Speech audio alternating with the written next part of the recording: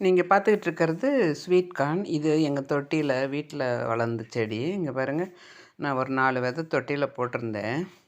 அது வந்து செடி வந்து கதிர் வாங்கிடுச்சு. கதிர் பாருங்க முத்திடுச்சு ஓரளவுக்கு. நான் பறிச்சுட்டேன். இது வந்து நம்ம பெரிய அளவில் பண்ணுறதா இருந்தால் தான் தோட்டத்தில் பண்ணலாம். ஆனால் வந்து நான் ஒரு ஆசைக்காக ஒரு தொட்டியில் வச்சுருந்தேன். பாருங்கள் எப்படி வந்திருக்குன்ட்டு. 4 விதை போட்டிருந்தேன். 4 விதையும் வந்து க பெருசாகி இப்போ செடியாகி கதிர் வந்துருச்சு.